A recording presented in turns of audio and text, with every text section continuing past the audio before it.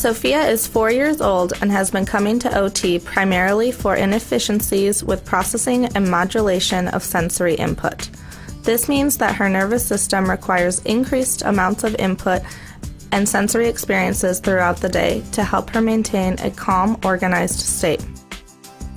The goal is to provide these children with structured sensory experiences in treatment and at home on a daily basis, so they do not have to seek out input in ways that disrupt participation in daily tasks. Placing weights on her ankles and wrists allows Sophia to have a better sense of her body in space. They also work to help keep her grounded and slow her movements. Sophia also exhibits immature grasp patterns, which can lead to quick fatigue with drawing and writing tasks, as well as decreased control when using fork or spoon for self-feeding. We incorporate resistive games with Play-Doh, putty, tongs, and tweezers to assist with the development of her hand musculature and improve grasp patterns. For a greater challenge, I ask her to sustain the grasp while carrying it from one point to another. As you can see, this increases the difficulty, but turning the path into an obstacle course makes the game fun. We also incorporate reaching across midline into our sessions. This helps to develop integration between left and right sides of the body and facilitates trunk rotation. Having a strong sense of midline provides Sophia with a reference point from which she can move. Playing games on her stomach helps to strengthen her core and upper extremities. While this can be tiring, we are able to make the task motivating by using the scooter board to retrieve puzzle pieces.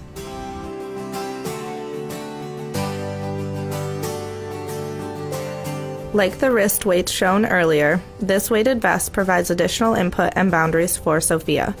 It allows her to have improved control of her movements as she navigates people and obstacles within her environment. Can you find number 2? Here, we are working on eye-hand coordination and slow, controlled arm movements, as well as more midline crossing.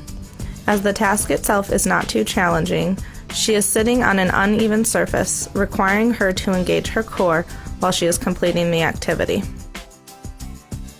We practice moving fast and slow during different games to help Sophia learn to grade her movements. In this game, I assist her in swinging the fishing pole fast and slow. As you can see, at this time, she continues to prefer going fast, as it is difficult and takes much more effort to move at a slow, controlled pace.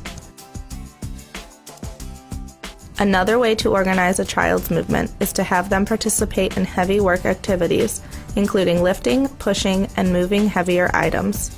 We incorporate this into our session as a part of cleaning up activities. Lastly, we use the Bosu ball to help Sophia work on core strength and balance, as well as to slow her down and separate her arm movements from movements of her trunk. Furthermore, to provide her with additional sensory input, quick changes in head position are included within games. One way we do this is having her bend down, which places her head in an inverted position.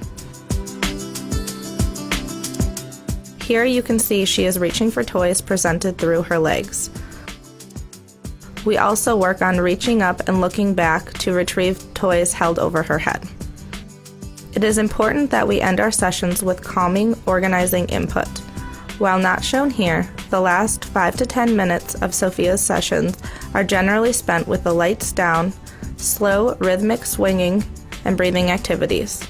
This helps to slow her nervous system and regulate her state of arousal after all of the movement she engaged in during the session.